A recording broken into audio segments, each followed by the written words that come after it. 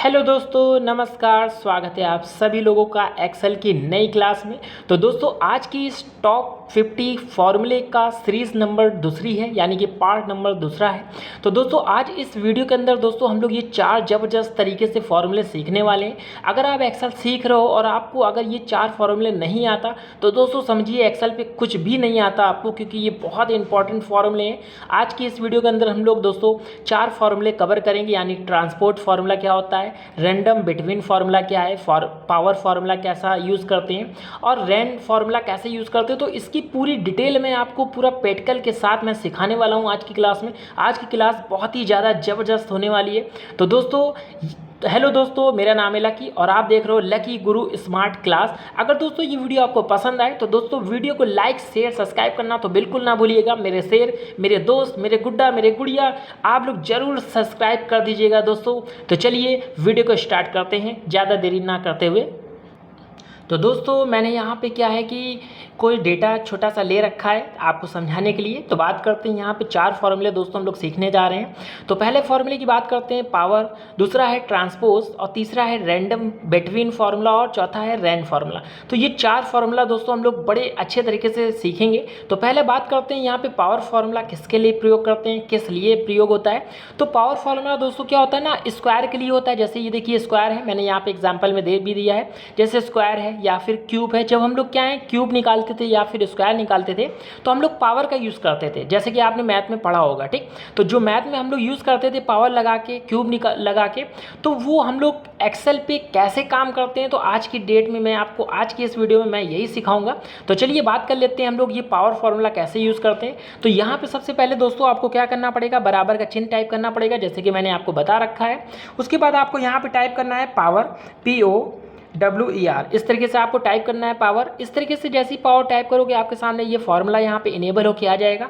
बस इसको एक्टिवेट करने के लिए आपको कीबोर्ड में टैब बटन दबाना है, इस तरीके से फार्मूला एक्टिव हो जाएगा। यहाँ पूछ रहा है नंबर, आपको कौन से नंबर से इसको स्क्वायर कराना है। तो चलिए हम यहाँ पे 4 का स्क्वायर कराते हैं। तो यहाँ पे हम 4 लिखते हैं। उसके बाद आपको यहाँ पूछ रहा है पावर, मतलब आप किसकी पावर देना चाहते हो, तो हम स्क्वायर करेंगे तो 2 की पावर देंगे। ठीक, तो कॉमा करके हम यहाँ पे लिखेंगे 2 और यहाँ पे दोस्तों आप शिफ्ट के संग ब्रैकेट को क्लोज कर दोगे और उसके बाद आपको इंटर बटन दबाना है। ज़्यादा कुछ नहीं करना है दोस्तों, बिल्कुल ही सिंपल फॉर्मूला। आप देख लीजिए एक बार फिर से, आप देख लीजिए। आपको बराबर का चिन्ह लगाना है, पावर लिखना है POWER, इस तरीके से ब्रैकेट के अंदर आपको नंबर ले लेना है, जिसका आपको पावर लगाना है वो नंबर होना चाहिए और कितने आपको क्यूब लगाना है कि स्क्वायर लगाना है तो आप यहाँ पे वो चीज़ लिखोगे, जैसे हमें स्क्वायर लगाना है। ठीक, उसके बाद आपको इंटर बटन दबाना है। तो आप देख सकते हो 4 का स्क्वायर क्या होता है, 16 होता है। ठीक, अब देखिए चलिए हम लोग यहाँ पे जैसे क्यूब निकालते हैं। ठीक, चलिए यहाँ पे मैं आपको क्यूब भी निकाल के सिखा देता हूँ। तो उसके लिए आपको क्या करना है, बराबर का चिन्ह टाइप करना है, फिर से आपको पावर लिखना है इस तरीके से।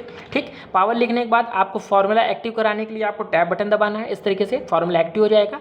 नंबर पूछ रहा है आपको किसका क्यूब निकालना है, तो चलिए मैं यहाँ पे 5 का क्यूब निकालूंगा। ठीक, तो यहाँ पे 5 टाइप करेंगे।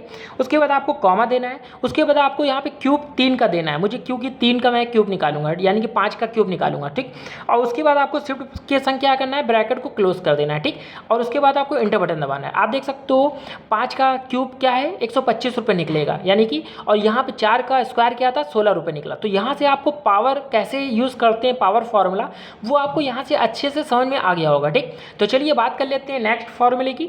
यहाँ पे नेक्स्ट फार्मूला दोस्तों हमारे सामने है ट्रांसपोज। ट्रांसपोज को दोस्तों मैं आपको यहाँ पे 2 तरीके से सिखाऊंगा। ठीक, मैं आपको यहाँ पे ट्रांसपोज फार्मूले को 2 तरीके से सिखाने वाला हूँ। एक तो मैं आपको फार्मूले के माध्यम से सिखाऊंगा और दूसरा मैं आपको यहाँ पे ऑप्शन के माध्यम से भी सिखाऊंगा। तो दोनों में से जो फार्मूले आपको अच्छे लगे वो आप इसमें क्या करिएगा, अपने अप्लाई कर लीजिएगा। ठीक, तो बात करते हैं ट्रांसपोज फार्मूला होता क्या है। तो ट्रांसपोज फार्मूला दोस्तों क्या होता है, जो ये डेटा बनाए ना, तो इस डेटा को क्या करता है, जैसे ये डेटा लंबे में बना है, ठीक, तो उसको बेड़े में कर देता है। मतलब कि हॉरिजेंटल है तो वर्टिकल कर देता है, वर्टिकल है तो उसको हॉरिजेंटल कर देता है। उसी का काम क्या करता है ट्रांसपोर्ट, केवल इसी के लिए प्रयोग किया जाता है।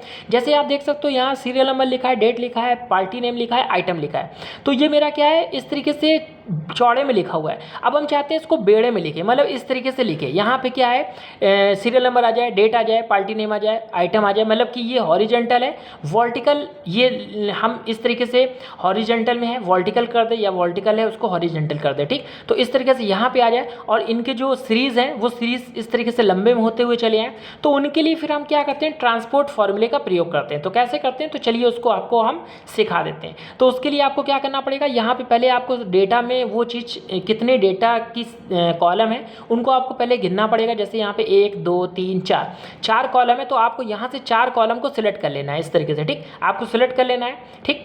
उसके बाद आपको क्या करना है, यहाँ पे आपको फॉर्मूला टाइप करना है बराबर का चिन्ह, और उसके बाद आपको टाइप करना है ट्रांसपोर्ट, ठीक। आपको लिखना है ट्रांसपोर्ट, ठीक। आप जैसे ही ट्रांसपोर्ट लिखोगे तो यहाँ पे क्या होगा, ट्रांसपोर्ट जैसे ही लिखोगे यहाँ पे फॉर्मूला इनेबल करने के लिए पूछेगा, बस आपको टैब बटन दबा के इसको इनेबल कर लेना है, ठीक।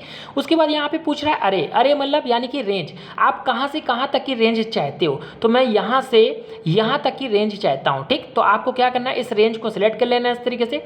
उसके बाद आपको क्या करना है, शिफ्ट के संग ब्रैकेट टाइप करना है, ठीक। उसके बाद आपको इंटर बटन दबाना है। तो जैसे ही आप इंटर बटन दबाओगे इस तरीके से दोस्तों, तो देख सकते हो दोस्तों यहाँ पे एरर दिखने लगा। ऐसा क्यों हुआ, क्योंकि अभी हमने क्या है, यहाँ पे केवल इंटर बटन दबा दिया, ठीक। यहाँ पे हमें कुछ लॉजिक टाइप करना है, ठीक। तो चलिए मैं आपको लॉजिक बताता हूँ वो क्या है। तो चलिए पहले इसको डिलीट करते हैं। उसके बाद हम यहाँ पे टाइप करते हैं इक्वल का चिन्ह, उसके बाद टाइप करते हैं ट्रांसपोर्ट, ठीक। ट्रांसपोर्ट करने के बाद हमें यहाँ पे अरे देना है, तो अरे में आपको ये ले लेना है, यानी कि आपका जो डेटा है, ठीक, उसको आपको सेलेक्ट कर लेना है। अगर ये लंबे में है, ठीक, यानी कि चौड़े में है, तो उसको लंबे में आपको करना चाहते हो तब ट्रांसपोर्ट का यूज़ होगा, या आपका लंबे में है उसको बेड़े में करना चाहते हो तो आपका ट्रांसपोज यूज़ होता है। ये आपको ध्यान देना है, ठीक।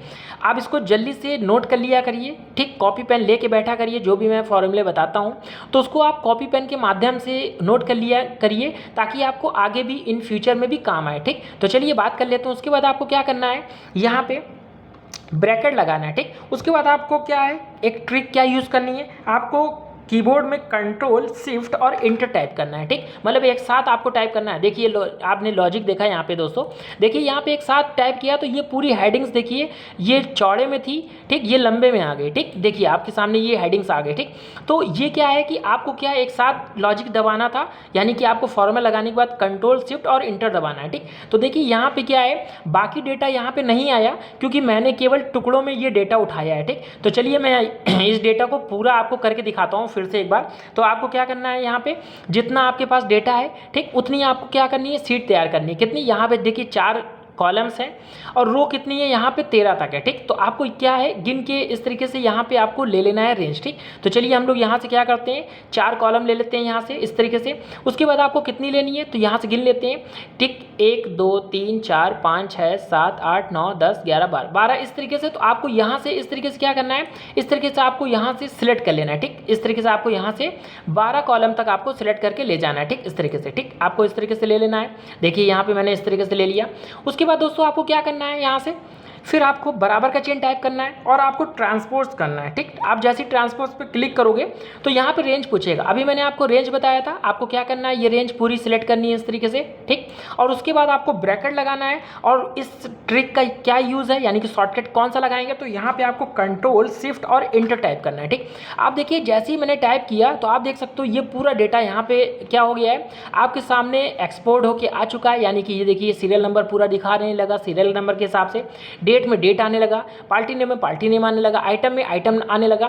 तो इस तरीके से आप देख सकते हो ये पूरा डेटा इस तरीके से काम करने लगा, ठीक। अब देखिए दोस्तों यहाँ से ये तरीका तो आपको अच्छे से समझ में आ गया होगा, ठीक। दोस्तों मैं दूसरा तरीका कैसे यूज़ कर सकता हूँ, ठीक, चलिए मैं वो भी आपको सिखा देता हूँ। तो चलिए पहले हम क्या करते हैं, इसको सिलेक्ट कर लेते हैं इस तरीके से और इनको हम करते हैं डिलीट बटन दबा के हटाते हैं, ठीक। अब चलिए मैं आपको एक प्रोसेस के तरीके से बता देता हूँ वो कैसे यूज़ करेंगे दूसरा तरीका।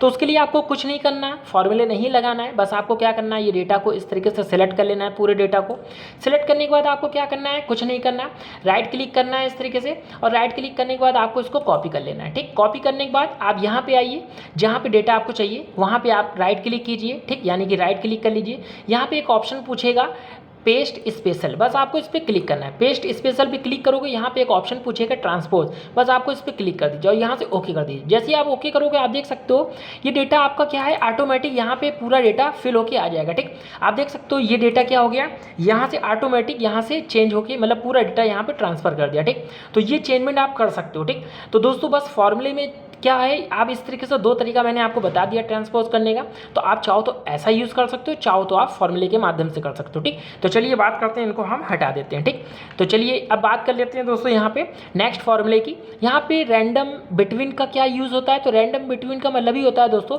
कि जो 2 संख्याओं के बीच की वैल्यू को ये लेता है। ठीक, जैसे यहाँ पे हम लोग क्या है, चलिए फॉर्मूला लगा के आपको सिखाते हैं तभी आपको समझ में आएगा। तो यहाँ पे बराबर का चिन्ह ले लेते हैं और यहाँ पे लिखते हैं रैंडम। ठीक, जैसे ही लिखते हैं तो यहाँ रैंडम आ जाएगा। फार्मूले को एक्टिव करने के लिए टैब बटन दबाइए।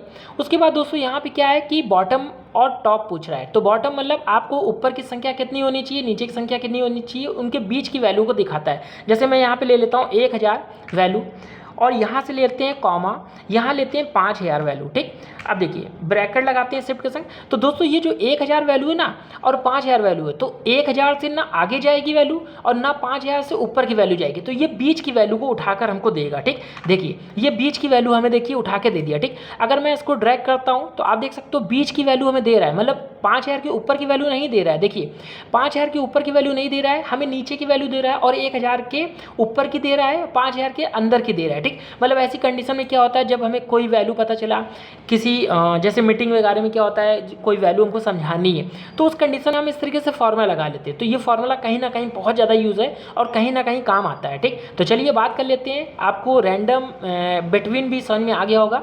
अब बात कर लेते हैं दोस्तों, इसको डिलीट बटन दबा के हटाते हैं और यहाँ पे सीखते हैं रैंड फार्मूला क्या यूज़ करता है। तो रैंड फार्मूला किसके लिए यूज़ करता है, तो दोस्तों रैंड फार्मूला किस लिए यूज़ करता है मैं आपको पहले बता दूँ। तो रैंड फार्मूला क्या होता है, 0 से कम वैल्यू को नहीं लेता है और 1 से अधिक वैल्यू को नहीं लेता, मतलब 0 से ऊपर की वैल्यू को लेगा ये और 1 से कम वाली वैल्यू को लेगा। ठीक, तो चलिए मैं करके दिखाता हूँ तभी आपको समझ में आएगा। तो बराबर का चिन्ह लगाता हूँ और यहाँ पे लिखते हैं RAND रैंड और इसको हम फॉर्मूला एक्टिव कराते हैं टैब बटन दबा के। यहाँ पे बस आपको कुछ नहीं करना है, आपको क्या करना है ब्रैकेट इस तरीके से क्लोज कर देना है, बाकी कुछ भी नहीं करना है। ठीक, इस तरीके से क्लोज करना है। ठीक, और यहाँ पे आपको छोड़ देना है, इंटर बटन दबाना है इस तरीके से। आप देख सकते हो यहाँ पे वैल्यू क्या है, 0 से ऊपर की वैल्यू दिखा रहा है। ठीक, और यहाँ पे 1 से कम की वैल्यू आ रही है। अगर आप इसको जितना भी वैल्यू बढ़ते जाओगे दोस्तों आप देख सकते हो वैल्यू दोहरा देगा। ठीक, लेकिन वैल्यू 0 से अधिक नहीं आएगी, 0 से कम वैल्यू आएगी और 1 से ऊपर नहीं जाएगी, आप देख सकते हो। ठीक, अगर इस वैल्यू को हम बढ़ाते हैं और भी इस तरीके से आप देख सकते हो यहाँ पे देखिए 0 ही आगे दिख रहा है, यानी कि इससे ये आपको समझ में आ गया कि 0 से कम की वैल्यू को नहीं लेता है, 1 से ऊपर की वैल्यू को नहीं लेता है। तो ये रैंड फार्मूला काम करता है। तो दोस्तों आज की इस वीडियो के अंदर दोस्तों हम लोग ने 4 फार्मूले को कवर किया है, पावर फार्मूला, ट्रांसपोज फार्मूला और रैंडम बिटवीन और रैंड फार्मूला। 4 फार्मूले अच्छे से हमने यहाँ पे सीखा है। अगर दोस्तों ये वीडियो आपको कैसी लगी तो कमेंट बॉक्स में आप इसका आंसर जरूर दीजिए। तो चलिए फिर मिलते हैं नेक्स्ट वीडियो में और नई जानकारी के साथ, तब तक के लिए धन्यवाद।